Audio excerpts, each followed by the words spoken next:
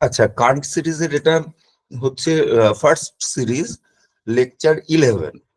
আগের দিনের লেকচারটা আমি ইগনোর করছি, এটা লেকচার 11, এটা আবার নতুন করে বলছি। আমরা ছিলাম ট্রান্সেন্ডেন্টাল এস্থেটিকে।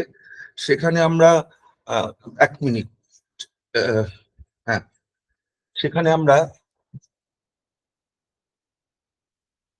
কতগুলো টেকনিক্যাল টার্ম শিখছিলাম।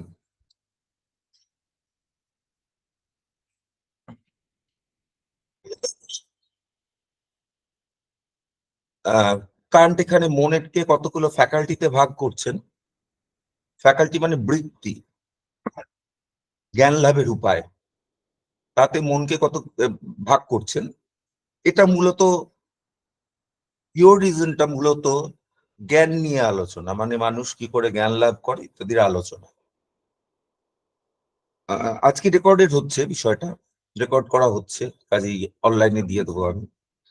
এখন কান্ট শুরুই করছেন, in what ever way and through what ever means a cognition may relate to objects, জ্ঞানের সঙ্গে বিষয়ের বা বস্তুর সম্বন্ধ হয় যেভাবেই হোক, that through which it relates immediately to them, অপরোক্ষ বা সাক্ষাৎ সম্বন্ধ হয়।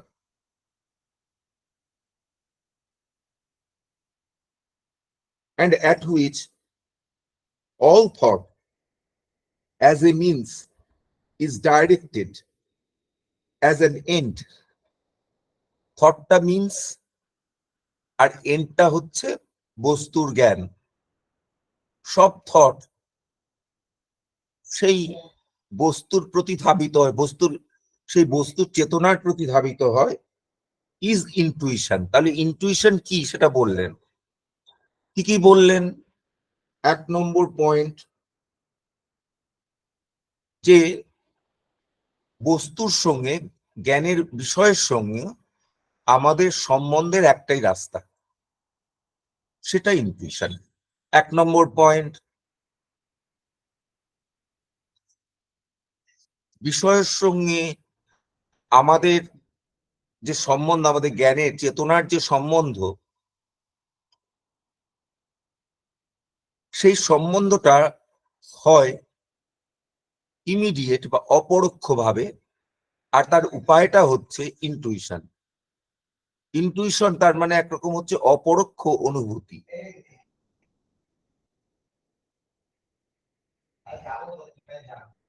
এবং এই ইনটুইশন প্রাপ্ত হলেই মনের কনসেপ্ট গুলো তার দিকে ধাবিত হয়। 3 নম্বর পয়েন্ট, ইনটুইশন প্রাপ্ত হলেই মনের কনসেপ্ট বা প্রত্যয়গুলো তার দিকে ধাবিত হয়।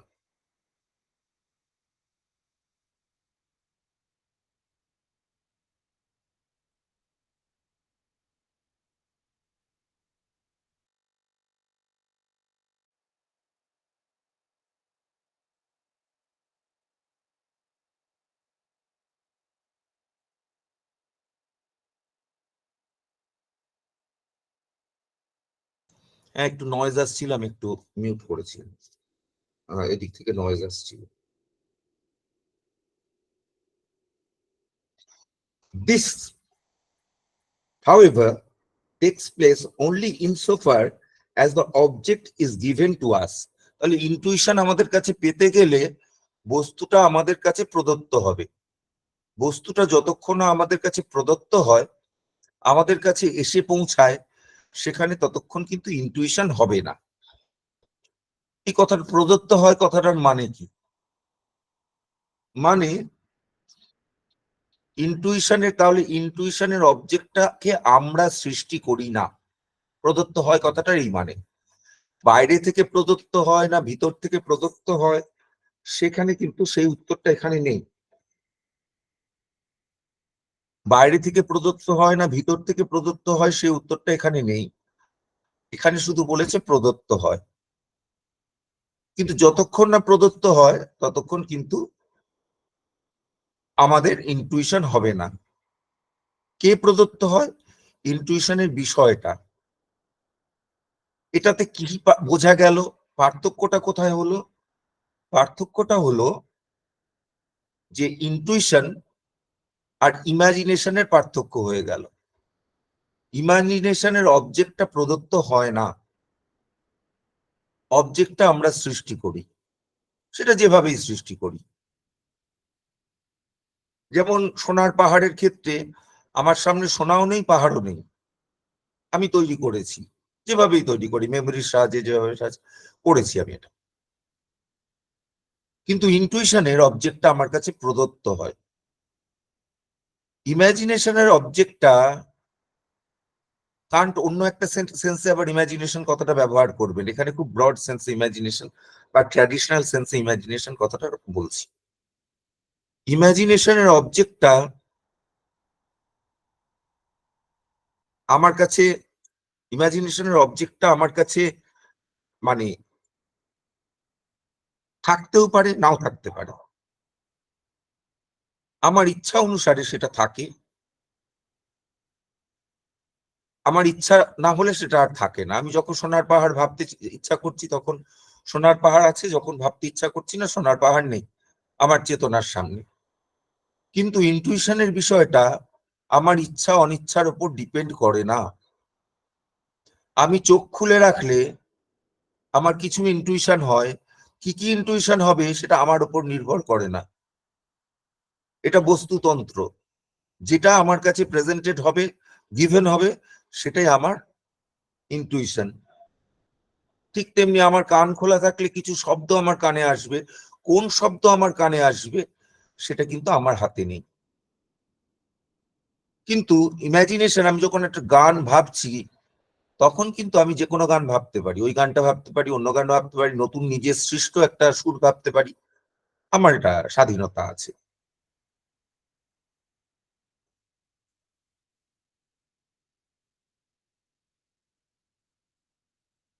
This, however, takes place only insofar as the object is given to us. যতক্ষণ পর্যন্ত অবজেক্টটা আমাদের কাছে প্রদত্ত হয়, প্রদত্ত উপাত্ত হিসাবে আমরা তারা গ্রহণ করি। এই গিভেন কথাটা পরবর্তী ফিলসফিতে খুব সিগনিফিকেন্ট, কারণ যারা এম্পিরিসিস্ট তারা একরকম উপাত্ত স্বীকার করতেন, কান্টের পরে বিশেষ করে যারা এম্পিরিসিস্ট তারা গিভেন বলে একটা জিনিস মানতেন, যেটা মনের সামনে এসে উপস্থিত হয়। মনের সামনে এসে উপস্থিত হয় মানে কান্ট যে অর্থে কথাটা ধরছেন সেই অর্থে সেটা মনের সামনে এসে উপস্থিত হয়, এবং সেটা মন সৃষ্টি করে না। ইচ্ছা মতন সেটা পাবে না পাবে এটা মনের ইচ্ছার উপর ডিপেন্ড করে না। আবার এটাও বলা যায় না সেটা বাইরে রয়েছে, সেটা মনের কাছে প্রদত্ত।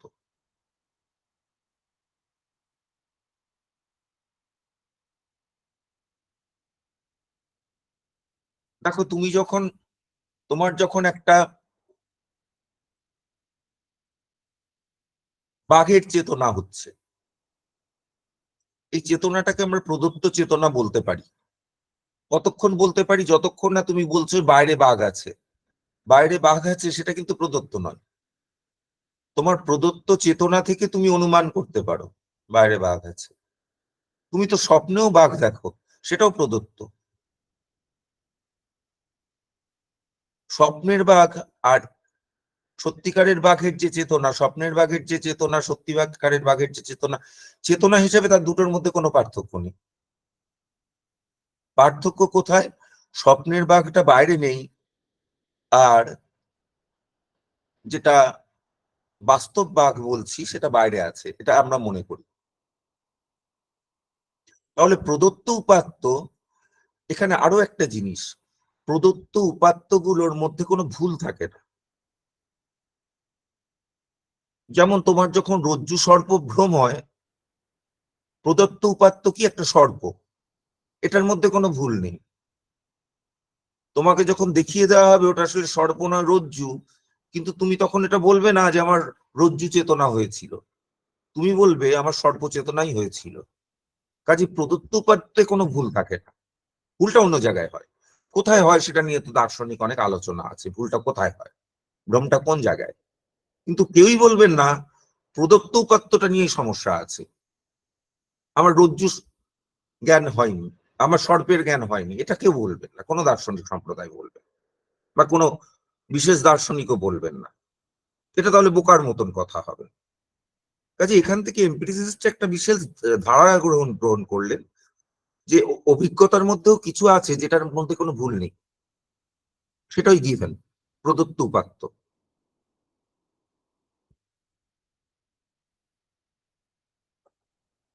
কান্ট কিন্তু গিভেনটা একটা অন্য ডাইমেনশন ধরেছেন।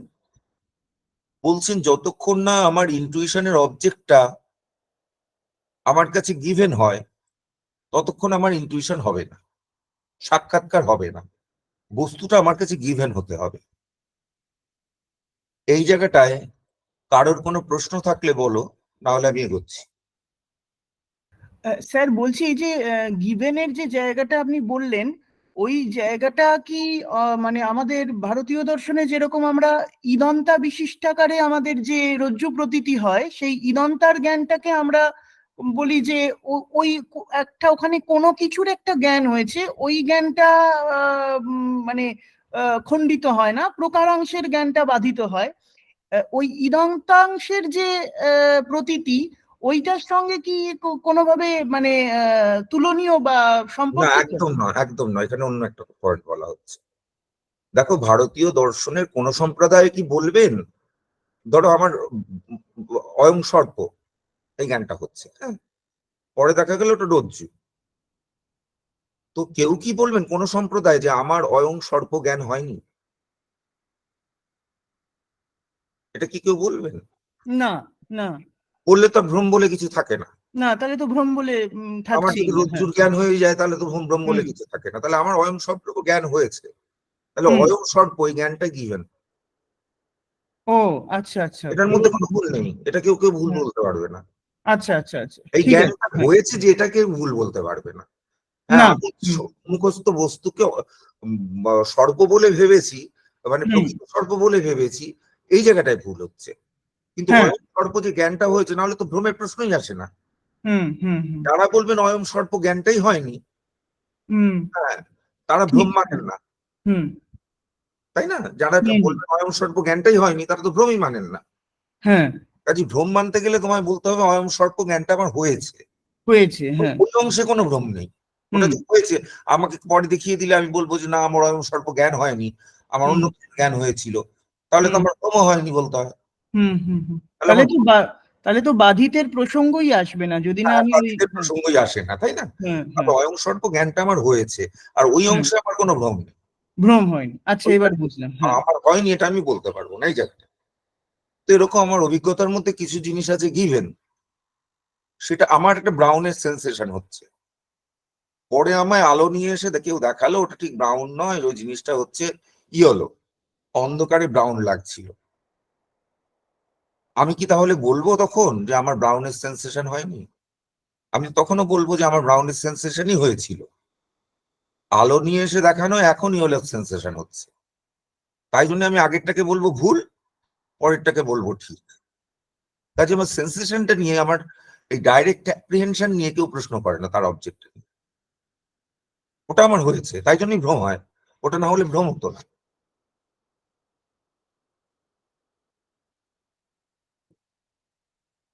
আর কেউ যদি কিছু না বলো, এগোই একটু।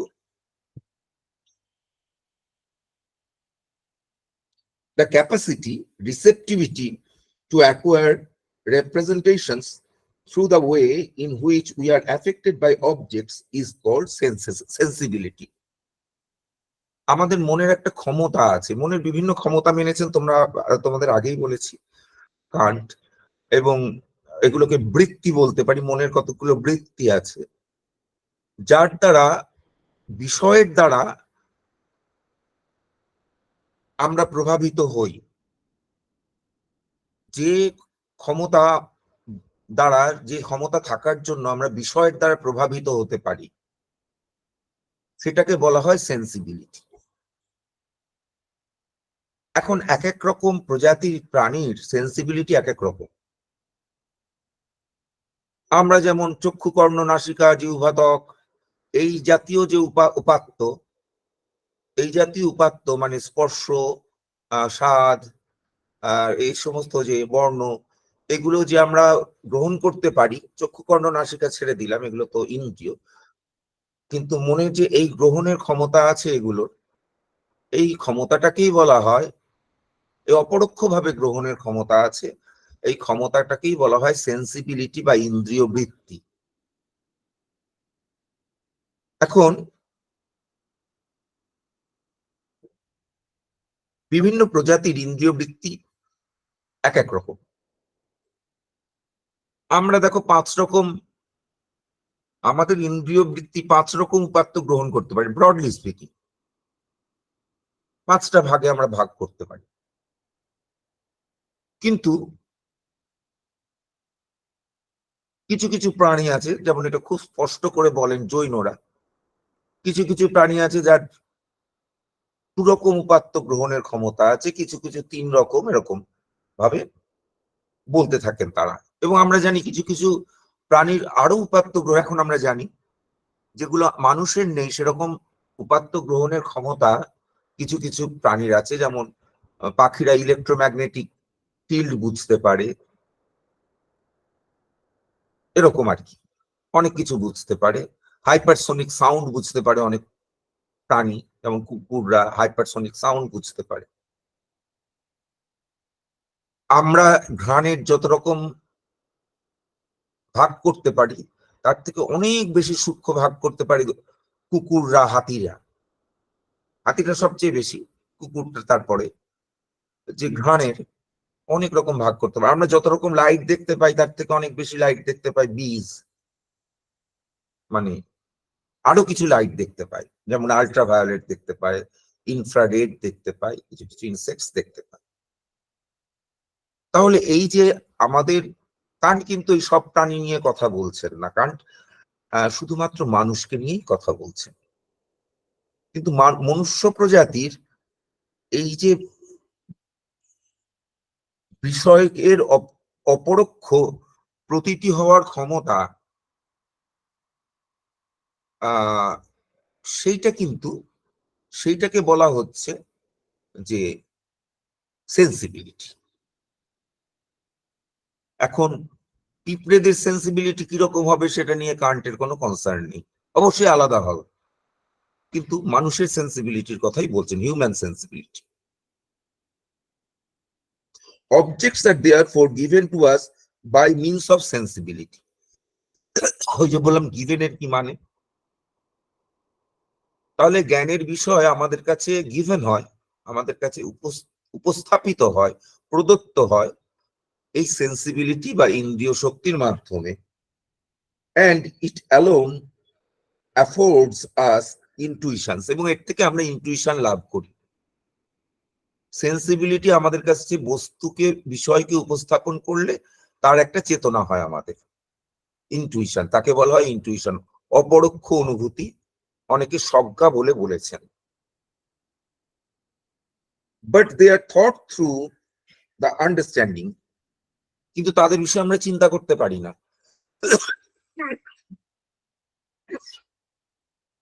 যতক্ষণ না আন্ডারস্ট্যান্ডিং, যেটা কিনা আরেকটা বৃত্তি, সে তার উপর কারুকার্য করে, কার উপর? ওই ইনটুইশনের উপর। ইনটুইশন তো সেন্সিবিলিটির থ্রুতে ইনটুইশন মনের ভেতরে এলো। এবার ইনটুইশনটাকে, ইনটুইশন বিষয়ে আমরা চিন্তা করতে পারি না, চিন্তা করতে পারি না মানে তাই সেই বিষয়ে আমার জ্ঞান হয় না। কিন্তু সেই বিষয়ে আমরা চিন্তা করতে পারি যখন আন্ডারস্ট্যান্ডিং বলে আরেকটা বৃত্তি, যার কাজ হচ্ছে থট, চিন্তা করা, সে তার উপর কারুকার্য করে। কি করে? Through the understanding and from it arises concepts, এবং এর থেকেই কনসেপ্ট তৈরি হয়। তাহলে সেন্সিবিলিটির থ্রুতে আমরা ইনটুইশন পেলাম, এবং আন্ডারস্ট্যান্ডিং সে বিষয়ে চিন্তা করলো, এবং আমরা কনসেপ্ট পেলাম। দেখো আমায় সেন্সিবিলিটি কি দেয়, আমি যখন একটা বাঘকে দেখছি, সেন্সিবিলিটি একটা ইয়েলো কালার, ব্ল্যাক স্ট্রাইপস, এই সমস্ত ফাড়ি ইত্যাদি ব্যাপার, এই সমস্তগুলো আমায় দিল। একটা ফারি সাইট এটা দিল, তো এগুলো দিল, কিন্তু এটা আমার কাছে বাঘ হয়ে উঠবে না যতক্ষণ আমি এটা বিষয়ে চিন্তা করি, সবগুলোকে এক করে একটা কনসেপ্টের মধ্যে নিয়ে আসি যে টাইগার। যদি এগুলো আলাদা আলাদা থাকে আমার ইনটুইশন গুলো, তাহলে ওগুলো কিছুই নয়।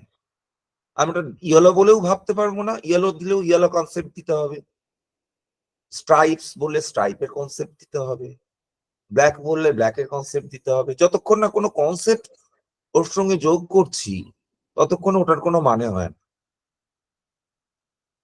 এবং কনসেপ্ট গুলো এমনি এমনি আসে না, ওই আমার যে ইনটুইশন হয়েছে সেই ইনটুইশনের থেকেই কনসেপ্ট আসে, ইনটুইশন ছাড়া কনসেপ্ট আসবে না। দেখো আমি যখন আমার যখন বাঘের ইনটুইশন ওই রকম একটা ইনটুইশন হচ্ছে, ওতে আমার হাতির কনসেপ্ট বেরিয়ে আসবে না।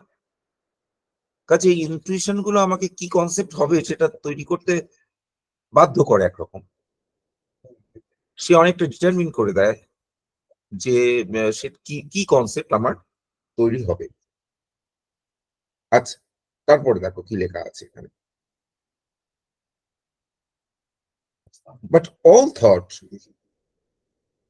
whether straight away or direct or through a detour, indirect, must ultimately be related to intuitions.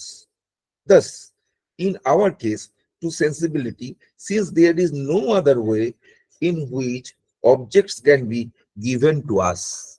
এখানে কি বলা হলো বলছি। ঠিক আছে, ওইখান থেকে চাবি চলুন, চাবিটা আমার ব্যাগে ঢুকে আমাকে আজকে হবে না, এসব জন্য গল্প করতে হবে। চাবিটা ব্যাগে দিয়ে যাচ্ছে, দিয়ে একবার লক করবো, আমি তুলে নিচ্ছি চাবিটা। ফোন করবো কি? একদিন আসি, সকাল থেকে আসবো, তাহলে বুঝতে পারবো। আচ্ছা ঠিক আছে, বাড়িতে একটু মানে গেস্ট ছিল তো একটু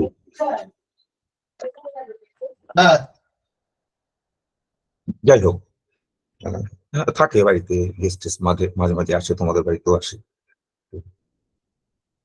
বলছে থট কিন্তু ইনটুইশন ছাড়া কাজ করতে পারবে না। তাই বলছে but all thought what ever straight away direct or direct বানানটা দেখো, জার্মান বানান না আমেরিকান বানান, or through a detour, indirect, must ultimately be related to intuitions. থটকে আলটিমেটলি ইনটুইশনের সঙ্গে রিলেট করতে হবে। কেন?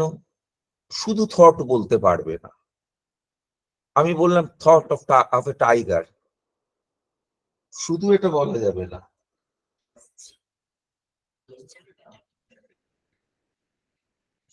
শুধু থট বলা যাবে না, কারণ থট হচ্ছে একটা ফর্ম, তার ম্যাটার থাকতে হয়। থট যে ফর্ম, তার ম্যাটারটা হচ্ছে ইনটুইশন। মানে তুমি শুধু থট অফ এ টাইগার এটা বলতে পারবে না। তোমার থট অফ, এটা হিউম কথাটা আগে বলে গেছিলেন যে হিউমের ভাষায় মানে নো, হিউম একটু সাইকোলজিক্যালি বলেছেন, যেটা কান্টের পছন্দ নয়, কিন্তু কান্ট এটাকে একটু অন্য ভাষায় বলবেন, একটু ট্রান্সেন্ডেন্টাল ভাষায় বলবেন, ট্রান্সেন্ডেন্টাল ফিলোসফির ভাষায় বলবেন। তো এখানে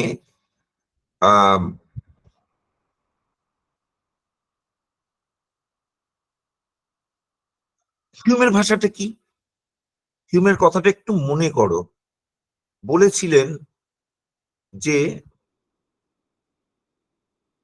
নো ইমপ্রেশন নো আইডিয়া, এটাই তো থিসিসটা ছিল। ইমপ্রেশন না হলে আইডিয়া হয় না। এবং কেউ কেউ যখন প্রশ্ন করেছিলেন তাহলে সোনার পাহাড়ের কি ইমপ্রেশন আমাদের আছে, ওরকম বোকা বোকা প্রশ্ন করো না, কারণ সোনার ইমপ্রেশন আছে, পাহাড়ের ইমপ্রেশন আছে, আমি সোনার পাহাড় জুড়ে বানিয়েছি, এটা হচ্ছে গল্প। ইমপ্রেশন না থাকলে আইডিয়াস থাকতে পারে না। ওই কথাটাই কান্টের দিকে ট্রান্সলেট করো, ইনটুইশন না থাকলে থট থাকতে পারে না। এগুলো কিরকম থট, মানে কনসেপ্ট থাকতে পারে না, এগুলো কিরকম কনসেপ্ট, এম্পিরিক্যাল কনসেপ্ট। কিন্তু কান্ট দুরকম কনসেপ্ট মানেন, এম্পিরিক্যাল কনসেপ্ট এবং পিওর কনসেপ্ট। দুটোর কোনোটাই থাকতে পারে না ইনটুইশন না থাকলে। সে কথাটা আমরা পরে বলবো, এখানে শুধু এম্পিরিক্যাল কনসেপ্ট নিয়ে আলোচনাটা বোঝো। তুমি কোনোদিন বাঘ দেখোনি, তোমার বাঘের কনসেপ্ট এটা হতে পারে না। কিন্তু আমি তো পক্ষীরাজ ঘোড়া দেখিনি, পক্ষীরাজ ঘোড়ার কনসেপ্ট থাকতে পারে। পক্ষীরাজ ঘোড়ার তো ইনটুইশন হয়নি। সেই হিউমের মতন উত্তর, বোকা বোকা কথা বলো না, তুমি ঘোড়া দেখেছো পাখি দেখেছো জুড়ে দিয়েছো। তোমার ইমাজিনেশন নেই এটা কেউ বলছেন না, কিন্তু এই কনসেপ্টটার আলটিমেটলি কিন্তু গিয়ে তোমায় কোনো ইনটুইশনে পৌঁছাতে হবে। কোনোভাবেই কোনো ইনটুইশনের সাথে কানেক্টেড নয় এরকম কনসেপ্ট তোমার হতে পারে না। আচ্ছা চলো এগো। না, এরকম কনসেপ্ট হতে পারে, সেটা পিওর কনসেপ্ট গুলো, আমি একটু ভুল বললাম, কিন্তু সেগুলো সামহাও ইনটুইশনের সঙ্গে রিলেটেড, সেটা পরে বলা হবে, এই মুহূর্তে বলার মতন সময় আসেনি।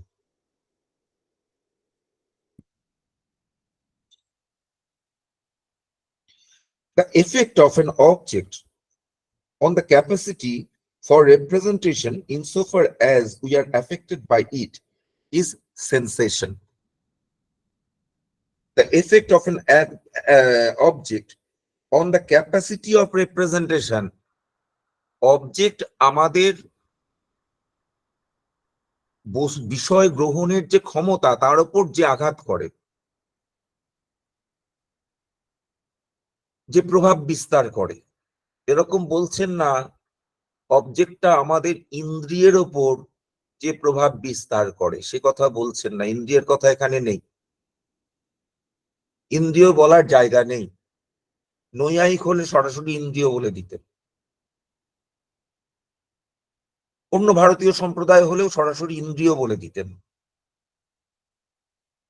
কিন্তু এখানে যেহেতু সাইকোলজি করা হচ্ছে না, এখানে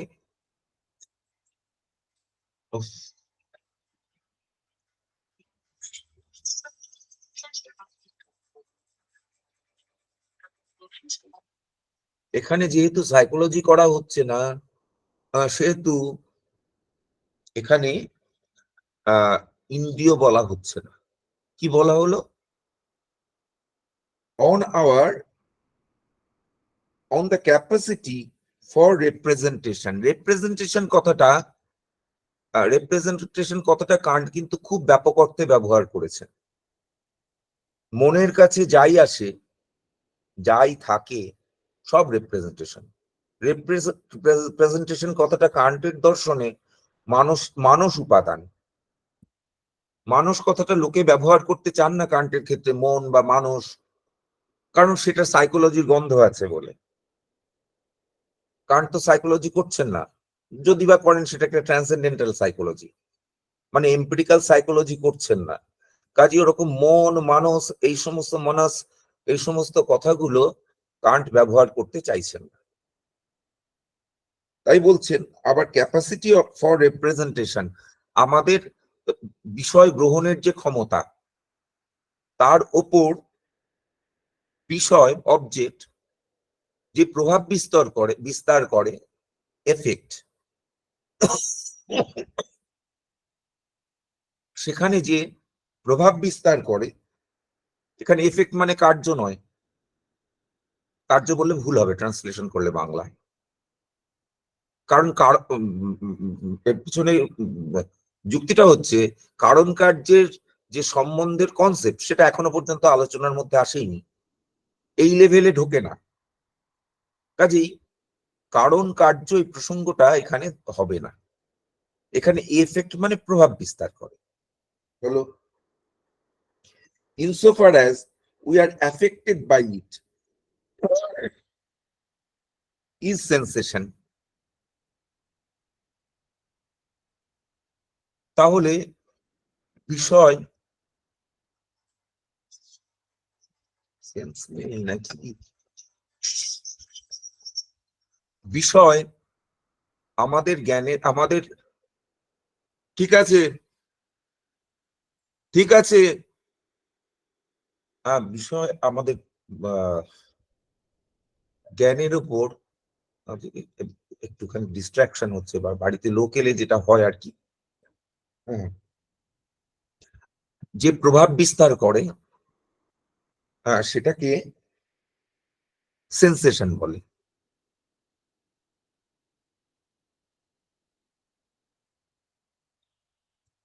এখন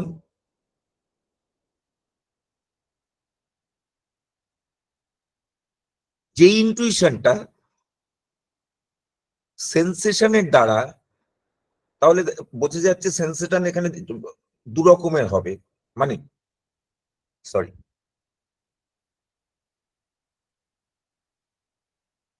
সেন্সেশন এখানে দু রকমের হবে, কিন্তু সেন্সেশন হচ্ছে বিষয়টা আমাদের বিষয় গ্রহণের ক্ষমতার উপর যে প্রভাব বিস্তার করে এবং আমরা যদি প্রভাবিত হই সেই প্রভাবটাকে বলা হয় সেন্সেশন।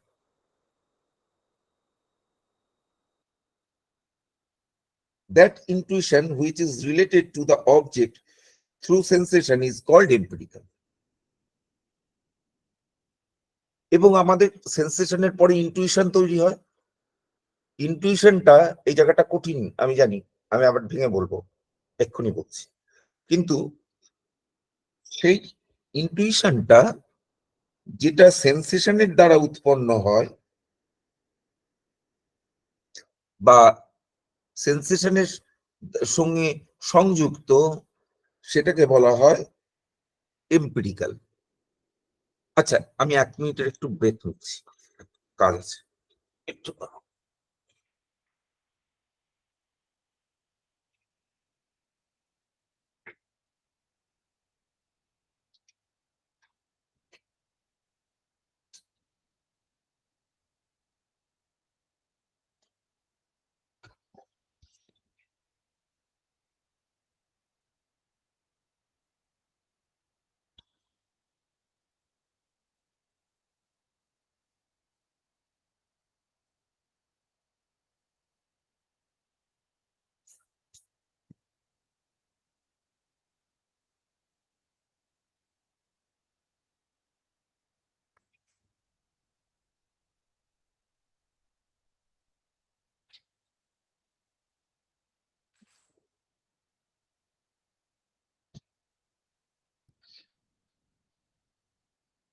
হ্যাঁ, আই এম ব্যাক।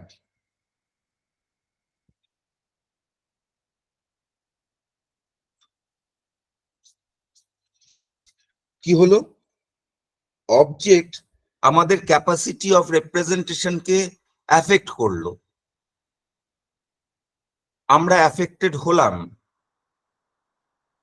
কটা শব্দ বলছি, লিখে নাও। অবজেক্ট ক্যাপাসিটি অফ রিপ্রেজেন্টেশনকে অ্যাফেক্ট করলো, 1 নম্বর। 2 নম্বর, আমরা অ্যাফেক্টেড হলাম।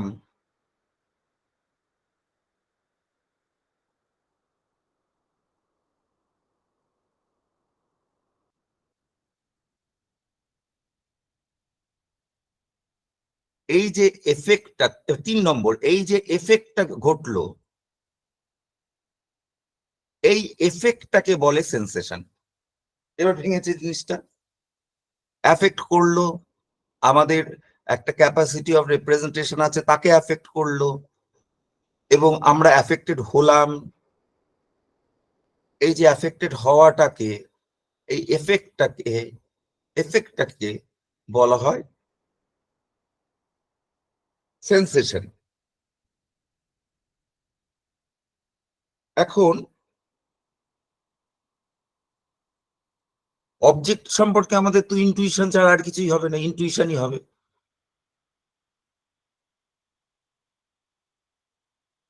অবজেক্ট সম্পর্কে থট হয় সেটা পরে, কিন্তু ডাইরেক্ট হবে যে ইনটুইশন। এখন অবজেক্ট সম্পর্কে ইনটুইশন যদি এই সেন্সেশনের থ্রুতে হয়, অর্থাৎ অবজেক্টটা যদি ডাইরেক্টলি ওই 3টে স্টেপ পার করে, তার থ্রুতে যদি আমার ইনটুইশনটা আসে, সেটাকে বলা হয় এম্পিরিক্যাল ইনটুইশন। মানে কি? তাহলে সেন্সেশন আর এম্পিরিক্যাল ইনটুইশনের মধ্যে পার্থক্য কি হলো? সেন্সেশনটা দেখো, সেন্সেশনটা সাবজেক্টিভ। সেন্সেশনটা সাবজেক্টিভ, আমার সেন্সেশন তোমার সেন্সেশন এক হতে পারে না। কিন্তু ইনটুইশনটা এবং সেন্সেশনটা শেয়ারেবল নয়।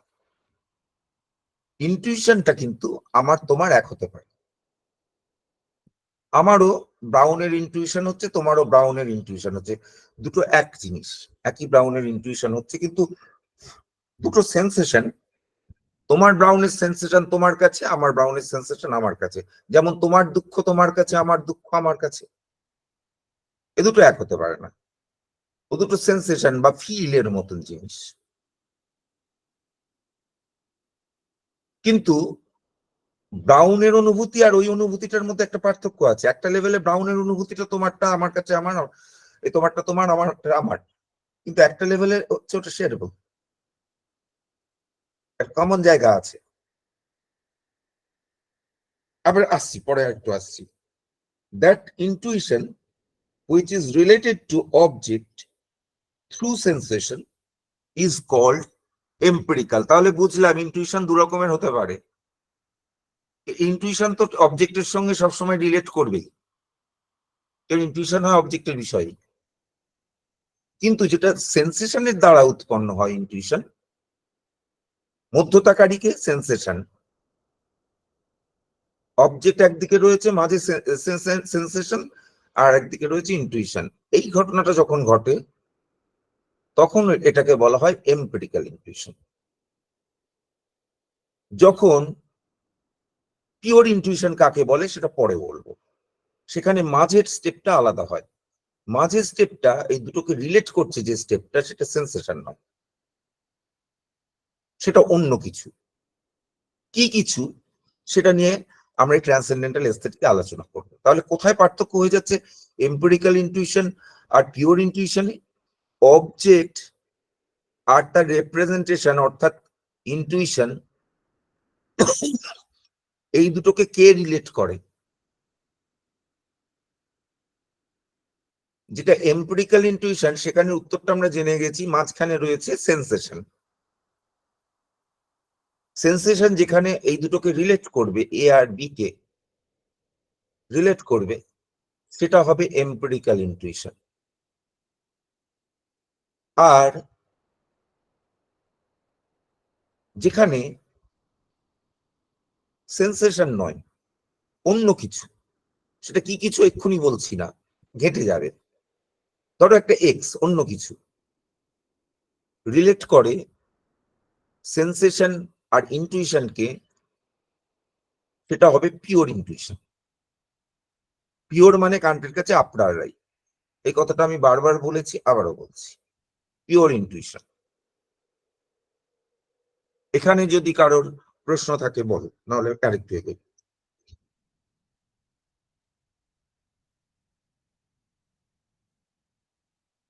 স্যার, একটা প্রশ্ন হচ্ছে যে যখন অবজেক্ট আর ইনটিউশন মানে যে সেটাকে রিলেট করছে যখন সেন্সেশন, তো সেটাকে বলছি আমরা এম্পিরিক্যাল ইনটিউশন। কিন্তু যে আমরা দেখছি যে ওই যে ইনটিউশনটা তো ইনডিটারমাইন্ড, তাহলে সেইটাকে আমি শেয়ারেবল বলতে পারছি কি করে? যখন ডিটারমিন্ড হবে তখন শেয়ার করতে পারবে। আচ্ছা আচ্ছা, ঠিক আছে। ওটা ইনডিটারমিন্ড তো সবসময় থাকবে না। হ্যাঁ হ্যাঁ হ্যাঁ, তখন তুমি বুঝবে ওটা একই, আমার ওটা একই জিনিস, বা ওটা ওটা তুমি শেয়ার করতে পারবে। যেমন ধরো তোমার টাইগারের দিকে তাকালে তোমার যে ইনটুইশন গুলো হচ্ছে, সেন্সেশন গুলো হচ্ছে, সেগুলো তো তোমার সেন্সেশন। সেটা কারোর সাথে শেয়ার করা যায় না। হ্যাঁ। তো ওইটা যখন ইনটুইশন হয়ে উঠছে তখন শেয়ার করা যায়, যার জন্য তুমি ওটা বলতে পারো যে, পরে বলতে পারো যে আমি একটা টাইগার দেখেছিলাম, ইয়েলো টাইগার দেখেছিলাম, স্ট্রাইপ টাইগার দেখেছিলাম, তুমি সেটা পরে ডেসক্রাইব করতে পারো, কিন্তু তুমি ইনটুইশন লেভেলে ওটা পারবে না। আচ্ছা স্যার। আর সেন্সেশনটাকে কখনো তুমি ডেসক্রাইব করতে পারবে না। আচ্ছা। সেন্সেশন শেয়ারেবল নয়। দেখো, মানে তুমি আমার কথায় আঘাত পেলে, এটাই ভাবে বোঝো, তুমি আঘাতটাকে শেয়ার করতে পারবে না, কিন্তু তুমি তোমার যখন কনসেপ্ট চাপানো হবে তুমি ওই ইনটুইশনটাকে শেয়ার করতে পারবে। এর পরের দিন আমায় বলতে পারবে, স্যার আপনার কথায় কিন্তু আমি খুব আহত হয়েছি। আচ্ছা। তখন তো বলতে পারো, কিন্তু ওই আঘাতটাকে কি শেয়ার করতে পারবে যে তোমার যে মনটা খারাপ হয়ে গেছিল আঘাতটা, তুমি আমার মনটাও খারাপ করে দিলে খোঁচা দিয়ে? সেটা তো হবে না। হ্যাঁ।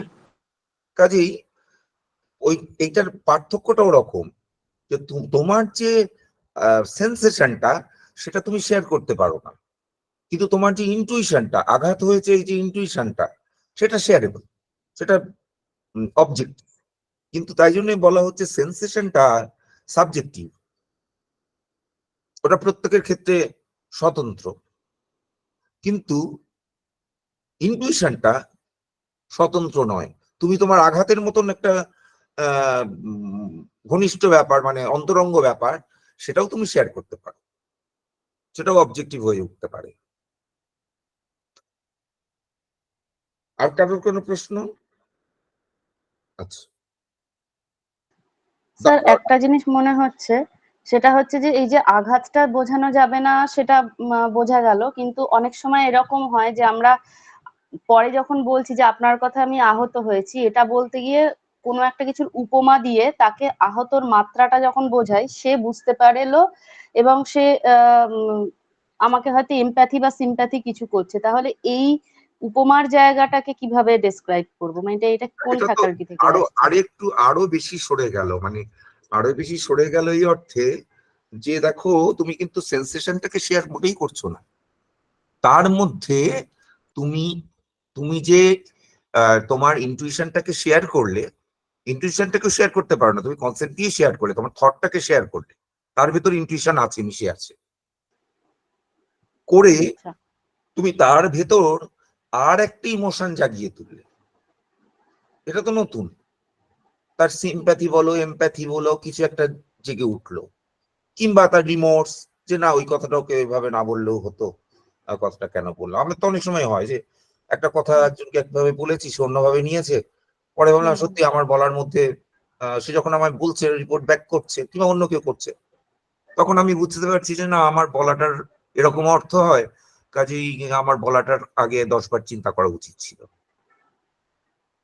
এটা তো সে বলবে, তো এটা তো একটা নতুন, তুমি আমার ভেতর একটা নতুন ইমোশন মানে ইগনাইট করছো, তাই না? এটা আগে তোমার ইমোশনটাই ওইভাবে শেয়ার হচ্ছে না, তার থটটা শেয়ার হচ্ছে। বুঝেছি স্যার, থ্যাংক ইউ। কান্ট কিন্তু, মানে এখানে আমি শেয়ারেবল কথাটা বলছি, খুব সাবধানে বলছি, খুব ভয়ে ভয়ে বলছি, ইনটুইশন লেভেলে কিন্তু কিছুই শেয়ারেবল নয়। শেয়ার যখন করছো তখন অলরেডি সেটা কনসেপচুয়ালাইজড, সেটা থটের লেভেলে। কিন্তু তার থেকে তুমি আবার ওই ট্রান্সেন্ডেন্টাল মেথোডোলজিতে যেভাবে আমরা বুঝছি, ওইভাবে তুমি বুঝতে পারো এর পেছনে একটা ইনটুইশন ছিল। কিন্তু এটাও বুঝতে পারি, এবং কি ইনটুইশন ছিল সেটাও বুঝতে পারি, কিন্তু তুমি সেন্সেশনটাকে বুঝতে পারবে না কি সেন্সেশন ছিল। ওই যেমন ধরো, ওই অর্পিতা, তুমি পরের দিন নামটা মনে করে আসবে, ওই নামটা ভুলে গেছি। সাইকোলজিতে একটা ফেনোমেনা আছে যে একটা সেন্সের, ওই সুরভি চন্দনমের মতন একটা সেন্সের, সাইনেস্থেসিয়া স্যার? হ্যাঁ সাইনেস্থেসিয়া, সাইনেস্থেসিয়া বলে। একটা সেন্সের সেন্সেশন হলে তোমার আরেকটা সেন্সের সেন্সেশন এটা অ্যারাউজড হয়। কিভাবে হয় কেউ বলতে পারে না, এটা কিছু কিছু সবার হয় না। কিছু কিছু লোকের হয়। সুরভি চন্দ্রনের ক্ষেত্রেটা যেমন নৈয়ায়িকরা বলেছেন যে এটা প্রায় একটা ইউনিভার্সাল ফেনোমেনা, কিন্তু ওইটা কিছু কিছু লোকের হয়, যে তুমি আপেল বললেই আপেলের স্বাদটা মুখে এসে যায়, আপেল শুনলো সে, আপেলের স্বাদটা মুখে এসে গেল। তাহলে এই যে সেন্সেশনটা, এটা তো সে শেয়ার করতে পারছে না সেন্সেশনটা, আমরা যত ব্যাক ক্যালকুলেশন করি, কিন্তু তার ভিতর যে ইনটুইশনটা আছে সে শেয়ার করছে যে এই দুটো আমার একসাথে হয়, আমরা বুঝতে পারছি, ওটা শেয়ারেবল। এবং সেন্সেশনটা অনেক ক্ষেত্রে এও করা যায় না, রিক্রিয়েটও করা যায় না কিছু কিছু সেন্সেশন। ওই অবস্থায় তার ওরকম হয়েছে, আমার এরকম ফিলিং হয়েছে, কিন্তু সেরকম অবস্থা আবার তৈরি করে দিলে হয়তো তার সেরকম ফিলিং হবে না, সেন্সেশন হবে না, কিন্তু ইনটুইশনটা থেকে যায়। The undetermined object of an empirical intuition is called appearance.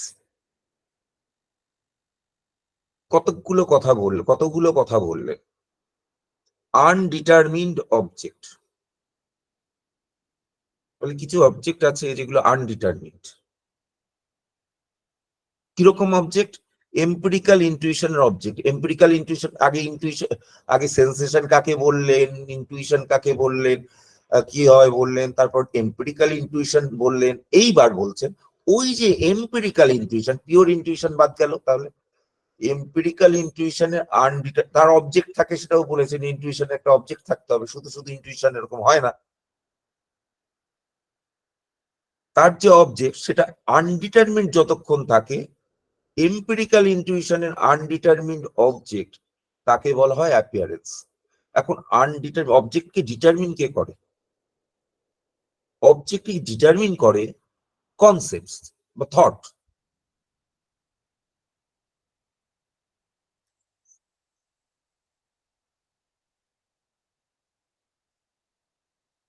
Thought বলবো না, কনসেপ্টস। ওই যে বললাম হলুদ, ব্ল্যাক স্ট্রাইপ ইত্যাদি ইত্যাদি, সেটা আনডিটারমিন্ড। তাকে ডিটারমিনেশন কে দিল? যখন বললাম ওটা একটা টাইগার, ওটা একটা অ্যানিমাল, ওটা ফিয়ার্স, তখন কিন্তু সেটা ডিটারমিন্ড হলো। প্রত্যেকটাই দেখো একটা কনসেপ্ট, ওটা ইয়েলো, ওটা স্ট্রাইপড, এটা ডিটারমিন্ড হলো। তাহলে এম্পিরিক্যাল ইনটুইশনের অবজেক্টটা যতক্ষণ আনডিটারমিন্ড থাকে ততক্ষণ সেটা অ্যাপিয়ারেন্স।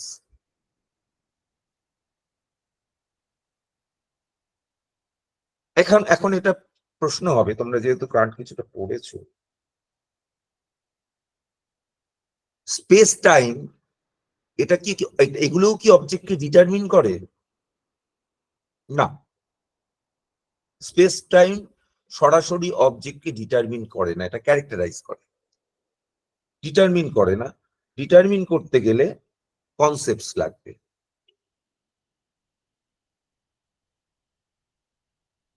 যেমন এটা ভারতীয় দর্শনেও মানা হয়, বৌদ্ধরাও মানেন, নৈয়ায়িকরাও মানেন।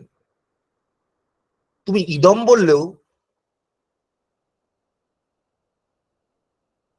বললেও কিন্তু তুমি কনসেপ্ট চাপিয়ে দিয়েছো, নাহলে ইদম বলতে পারবে না। ইদম বললে ইদম তার কনসেপ্ট চাপিয়ে দিয়েছো। কাজেই তুমি বললে রজতম লাগাইনি, তো আমি শুধু ইদম লাগিয়েছি, ইদম বলছি, কোনোই কনসেপ্ট নেই। না, তবু কনসেপ্ট আছে। ইদমের জ্ঞানটা ইনডিটারমিনেন্ট নয়, ডিটারমিনেন্ট জ্ঞান। ইদম বললে সেই জ্ঞানটা, ইদম বলার করেসপন্ডিং যে জ্ঞানটা, সেটা কিন্তু ডিটারমিনেন্ট নলেজ, ডিটারমিনেন্ট পারসেপশন। কারণ তুমি ওটা ইদমটা বুঝিয়ে বসিয়ে বসে রয়েছে। দিস বললেও দিসনেস থাকে।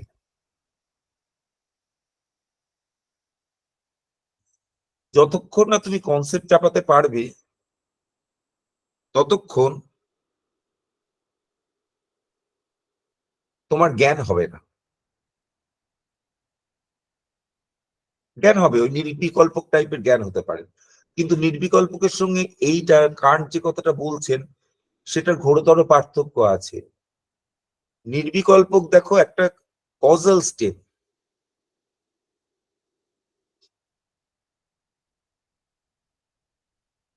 একটা কজাল স্টেপ,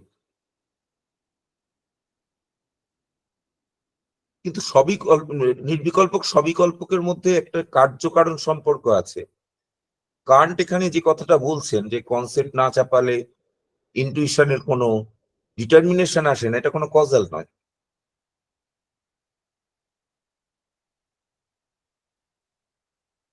কিছু দূর পর্যন্ত বৌদ্ধ মতের সঙ্গে সাদৃশ্য খুঁজে পাওয়া যায়।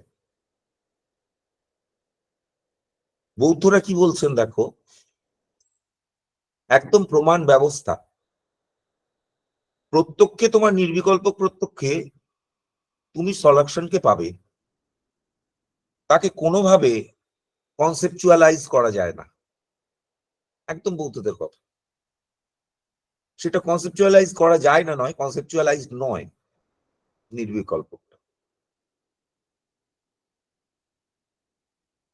যতক্ষণ না সেটা কনসেপচুয়ালাইজ করছো ততক্ষণ তুমি অনেকগুলো কাজ করতে পারবে না, তোমার স্ফুট জ্ঞানে আসবে না, তুমি সেটা প্রকাশ করতে পারবে না ভাষার দ্বারা, তুমি চিন্তার মধ্যেও ধরতে পারবে না।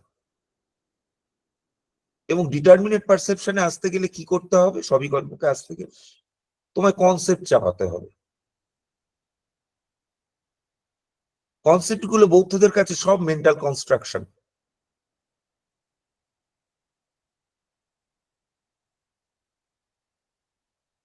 আগের কথাগুলো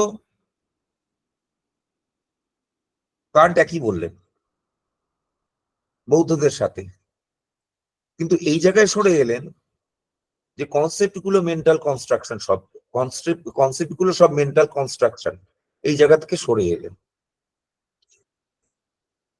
কনসেপ্ট গুলো কনস্ট্রাকশন, এটা নিয়েই আপত্তি হবে কান্টের, মানে সব কনসেপ্ট কনস্ট্রাকশন, এটা নিয়ে আপত্তি।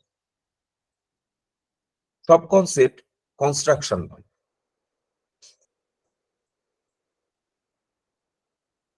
হ্যাঁ, তুমি সোনার পাহাড়ের কনসেপ্ট বানাতে পারো, সেটা কনস্ট্রাকশন, কিন্তু বাঘের কনসেপ্টটা মানে ইচ্ছা মতন কনস্ট্রাকশন বলে দেওয়া যাবে না। কাজে এমপিরিক্যাল কনসেপ্ট গুলো কনস্ট্রাকশন নয়, পিওর কনসেপ্ট গুলো কনস্ট্রাকশন নয়, কিছু কিছু কনসেপ্ট কনস্ট্রাকশন।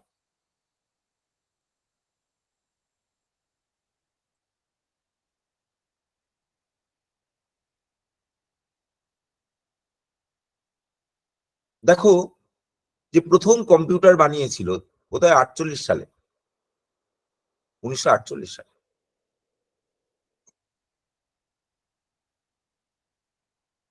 যখন প্রথম কম্পিউটার বানানো হয়েছিল, তোমরা জানো কত বড় কম্পিউটারটা ছিল? একটা পুরো ফ্লোর জুড়ে একটা কম্পিউটার, এত বড় কম্পিউটার, বিভিন্ন ঘরে বিভিন্ন যন্ত্রাংশ বসানো আছে, এখানে লাইট জ্বলছে, ওখানে ব্লিঙ্ক করছে, এরকম বিভিন্ন ঘটনা ঘটছে। আর সেই কম্পিউটারটা কি করতে পারে? সে কম্পিউটারটা শুধু যোগ আর বিয়োগ করতে পারে, আর কিছু করতে পারে না। সেটা থেকে আজকে তোমাদের কম্পিউটার, নানা রকমের কম্পিউটার, তোমরা কত রকম কম্পিউটার কেনো আর কত রকম কম্পিউটারের মডেল তোমরা দেখো অন্যের হাতে বা অনলাইনে। তো এত রকম, এত ছোট তোমাদের হাতে একটা সেলফোন বোতাম চলে এসছে, তো সে জিনিসটা এক একটা কম্পিউটার। তো এরকম কম্পিউটারের এত এভলিউশন হয়েছে, কিন্তু যিনি প্রথম কম্পিউটারটা বানিয়েছিলেন, বানানোর আগে তো পুরোটা ভেবেছিলেন, তখন তো কম্পিউটার ছিল না, দেখে দেখে আমি কম্পিউটার জানছি, সেরকম তো করার কোনো দেখে দেখে করার। এখন যারা শেখে সে একটা দেখে আর একটা শেখে, দেখে দেখে কম্পিউটারটা খুলে ফেললো, ফেলে দেখলো কি কি যন্ত্র আছে, কোনটা কিভাবে কাজ করে, বই পড়লো, করে শিখে ফেললো। কিন্তু যিনি প্রথম বানিয়েছিলেন, তিনি সকল্পিত ভাবে বানিয়েছিলেন। তিনি আগে কম্পিউটারকে কনসেপচুয়ালাইজ করেছিলেন, সেটা কিন্তু কনস্ট্রাকশন, পিওর একটা কনস্ট্রাকশন। পিওর কনস্ট্রাকশন হয় না, হিউম তো বলে গেছেন পিওর কনস্ট্রাকশন হয় না, এম্পিরিক্যাল উপাদান দিয়ে কনস্ট্রাকশন।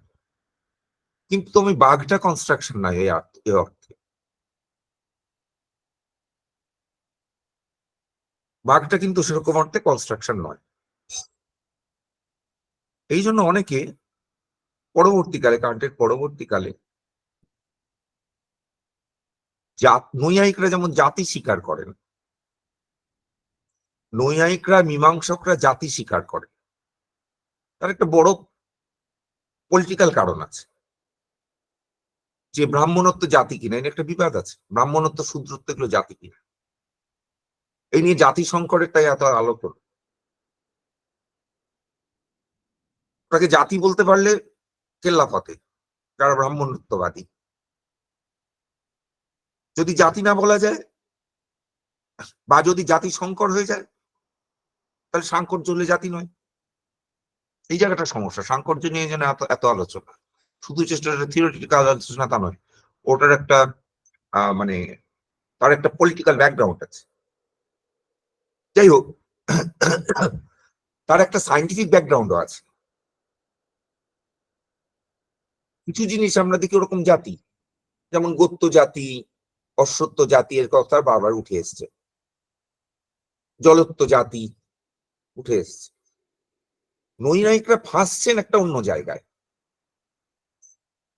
তারা বলে ফেলেছেন যে আর্টিফ্যাক্ট গুলো জাতি, মানে যেগুলো মানুষ বানায় সেগুলো জাতি, যেমন ঘটত্ব জাতি, পটত্ব জাতি। এইবার ফেসে গেছে, এবার উত্তরটা আর দিতে পারবেন না, মানে একটা স্যাটিসফ্যাক্টরি উত্তর যেটা সবাই মানবে।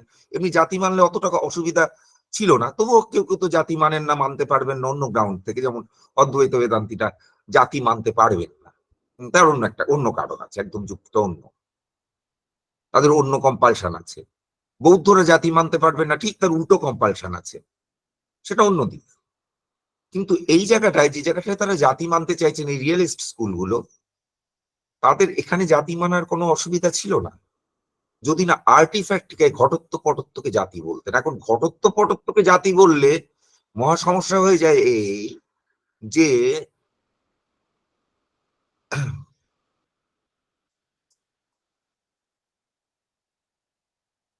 এই অসুবিধা হয় যে সুবর্ণ ঘটত্ব এবং কাংস ঘটত্ব, মানে সুবর্ণ ঘট এবং কাংস ঘট আবার সাংকর্য হয়ে যাবে, কিছুতে ঠেকাতে পারবে না। তাহলে একটা তোমার সুবর্ণ ঘটত্ব একটা জাতি, আবার একটা কাংস ঘটত্ব আরেকটা জাতি, এরকম করে করে তোমার আবার সুবর্ণের সঙ্গে কাংস মিশিয়ে যদি একটা ঘট বানাই, তো সেটা আরেকটা জাতি। এরকম করে করে করে তো তোমার কোনো লিমিট থাকবে না, অসংখ্য জাতি মানতে হবে, মানে চরম গৌরব হবে, সেটা পরম গৌরব। সেদিক থেকে এদের জাতি মানার এইখানে একটা এই এই যে জায়গাটা এসে তারা আর্টিফ্যাক্ট গুলোকে জাতি মেনেছেন। আরেকটা জায়গায় অসুবিধা হয়ে যায়, যেখানে সত্যি করে নেচারে সাংকর্য ঘটে। তোমরা জানো বাঘ আর সিংহের লাইগন উৎপন্ন হয় বা লাইগার উৎপন্ন হয়, ঘোড়া আর গাধার মধ্যে মিউল উৎপন্ন হয়, এটা কোন জাতি? আরেকটা জাতি, এটা তো সংকর জাতি। মানুষের সাংকর্য আটকানোর জন্য তো এত নিয়ম বানানো হয়েছে, মনু এত রকমের নিয়ম বানিয়েছে মানুষের সাংকর্য, অনুলোম করবে না, প্রতিলোম করবে না, ইত্যাদি অনেক রকম নিয়ম বানিয়েছেন। কিন্তু এইগুলো কি হবে? এটা তো নেচারেই হয়, এটা সমস্যা হয়ে যায়। কান্ট কিন্তু কান্ট কিন্তু এই মেটাফিজিক্যাল কোয়েশ্চেনটায় যাচ্ছেন না যে জাতি আছে বা নেই, কিন্তু সিমিলার একটা উত্তর দিচ্ছেন। কান্ট এপিস্টেমোলজি করছেন, এখানে মেটাফিজিক্স করছেন না, যে আমার অসত্যের জ্ঞান, ব্যাঘ্রত্বের জ্ঞান, এগুলো কি করে হয়। ওই কম্পিউটার ভাবার মতন ওইভাবে হয় না, এগুলো তো আমার অভিজ্ঞতা থেকেই হয়। কিন্তু অভিজ্ঞতা, যেটা ইনটুইশন ফ্যাকাল্টি, সেই ফ্যাকাল্টি অফ সেন্সিবিলিটি, সেটা এটাকে দিতে পারে না, এর ভেতরে একটা থট কাজ করে। দেখো এগুলো সব সিমিলার টাইপ, তাই এগুলো এই টাইপ, একটা হয়তো নাম দিয়ে দিয়েছি ব্যাঘ্র, টাইগার, কিন্তু এটা এসো জানো,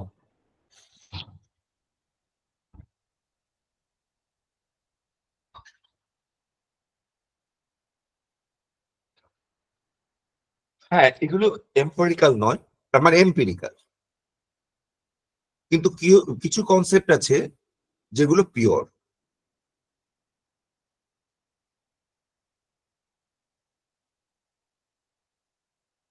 দেখো, I call that in the appearance which corresponds to sensation is matter. তাহলে অ্যাপিয়ারেন্স এর মধ্যে অ্যাপিয়ারেন্স কি হলো? ইনডিটারমিন্ড অবজেক্ট অফ এম্পিরিক্যাল ইনটুইশন। তার ভেতর যেটা থাকে, যেটা সেন্সেশনের প্রতিনিধি, সেন্সেশনের থেকে যেটা পাই সেটাকে ম্যাটার বলে। But that which allows manifold to appear to be intuited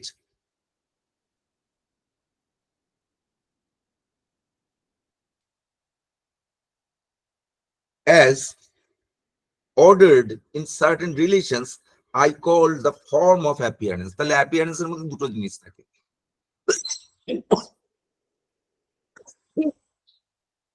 এই জায়গাটাই শেষ করবো আজকে।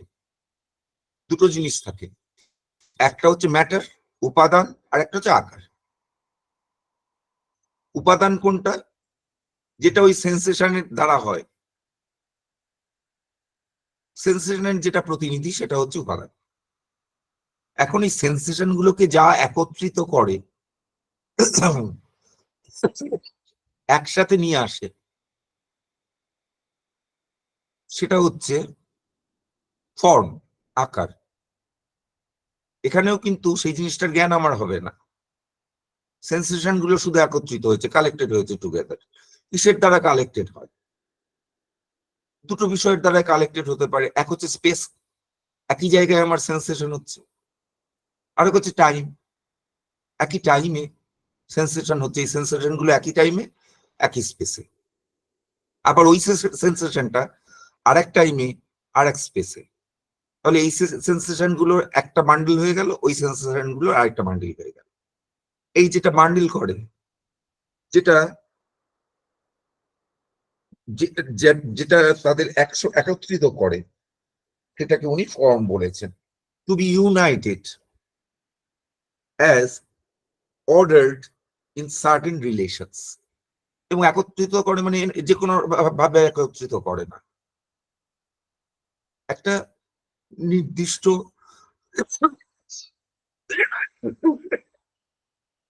সম্বন্ধে একত্রিত করে। কিরকম সম্বন্ধ? দেখো, দৈশিক কালিক সম্পর্ক। কালিক সম্পর্ক মানে কি? আগে পরে কিংবা একত্রে। দৈশিক সম্বন্ধ, দেশের যে 10টা ডাইমেনশন আছে, ডান দিক বাঁ দিক, উপরে নিচে ইত্যাদি, সেই সম্বন্ধে সম্বদ্ধ করে। তাহলে দুটো জিনিস পেলাম, ম্যাটার অ্যান্ড ফর্ম।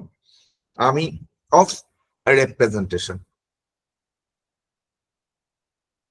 এটা এক্সপিরিয়েন্সের ক্ষেত্রে হয়, কারণ রিপ্রেজেন্টেশনটা মানে এটা হচ্ছে অ্যাপিয়ারেন্স।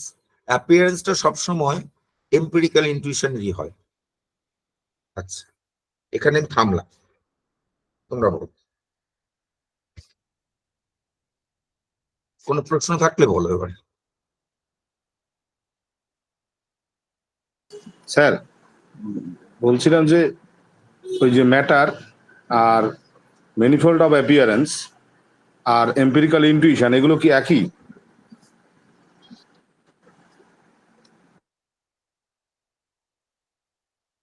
না, এম্পিরিক্যাল ইনটুইশনের মধ্যে দুটো জিনিস আছে। হ্যাঁ,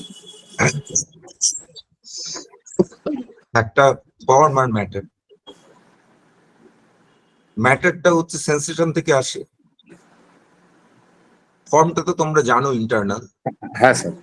সেটাকে কি করে?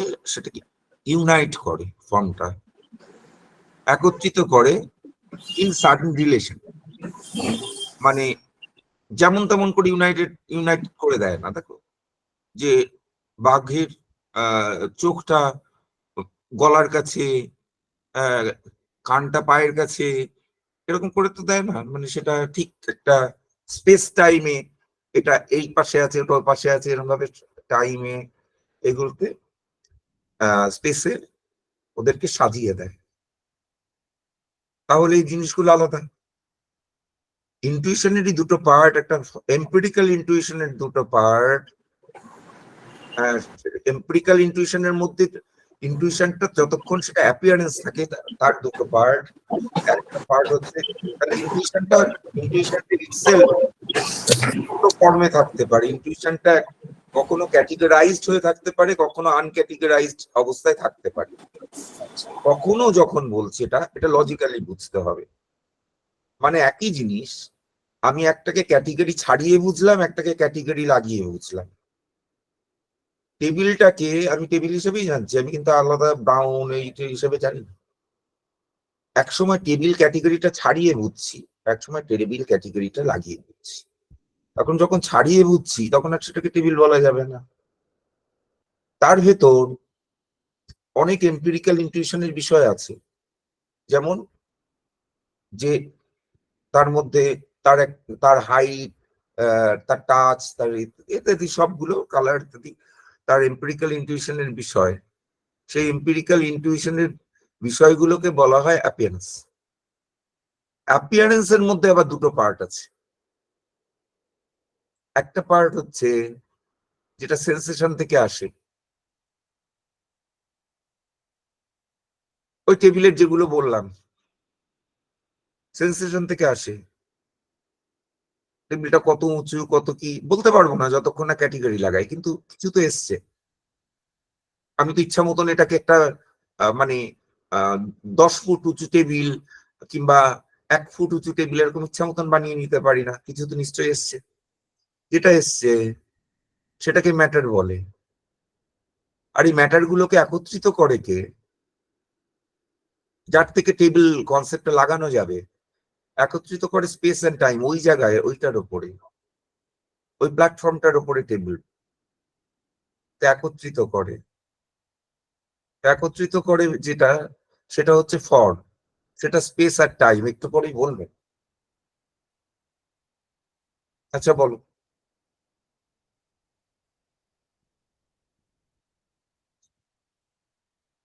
আর কোনো প্রশ্ন আছে? না হলে আমি সাইন আউট করি। স্যার, টাইম আর স্পেস যখন এই ফর্মটা আসছে, মানে ফর্মটা থাকলেও কি এটা আনক্যাটেগরাইজডই হবে? হ্যাঁ, ফর্ম আর ক্যাটেগরি আলাদা, মানে সেটা কার্ড পরেই আর্গুই করবেন।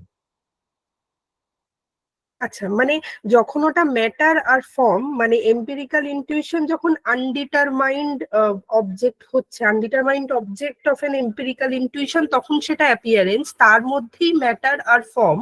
তাহলে ফর্ম যখন টাইম অ্যান্ড স্পেস সেটাও যখন মানে অর্ডার করছে ইন সার্টেন রিলেশন, তখনও সেটা মানে আনডিটারমাইন্ডই থাকবে। না হলে সেটাকে তুমি তো তখনও টেবিল বা টাইগার কিছু বলতে পারছো না। আচ্ছা আচ্ছা। সেটা তো ডিটারমিন, তোমার কাছে টেবিল না টাইগার কিছুই তোমার হুম, কাছে। আর এই যে তখন আর যখন বলছে, এটাকে আমি বারবার করে সাবধান করে বলছি যে হ্যাঁ আমাদের কথার স্বার্থে এটা বলতে হয়, কিন্তু হ্যাঁ হ্যাঁ হ্যাঁ, এখানে কিন্তু তখন আর যখনের ব্যাপার নেই। ঠিক ঠিক। তখন আর যখন মানে মনে হয় যেন আগে ওটা ঘটেছে, এটা আগে পরে, পরে, না না, হ্যাঁ। টাইমের দিক থেকে আগে পরে ঘটেছে। হুম এটা হুম, টাইমের দিক থেকে আগে পড়ে না, এটা আমাদের লজিক্যালি ভাবতে হবে। যেমন হ্যাঁ ভাবে প্রেমিস গুলো আগে কনক্লুশন পড়ে, এটা টাইমের দিক থেকে আগে পড়ে না, হুম, ঠিক। এটা একটা লজিক্যাল। কিন্তু হ্যাঁ ওইখানে যখন প্রেমিস কনক্লুশন বলছি ওটা হচ্ছে পিওর লজিকের ব্যাপার, এখানে ট্রান্সেন্ডেন্টাল লজিকের ব্যাপার, মানে জ্ঞানের দিক থেকে। হ্যাঁ হ্যাঁ, জ্ঞানের মধ্যে যে লজিকটা ঢুকে রয়েছে সেই লজিকটার কথা বলা হচ্ছে। আচ্ছা। কিন্তু এর মধ্যে এটা স্পেস টাইমে কিন্তু ভাববেন না, স্পেস টাইমের কথাটা আসছে এখানে, কিন্তু স্পেস টাইমটা একটা অন্য কনটেক্সটে আসছে।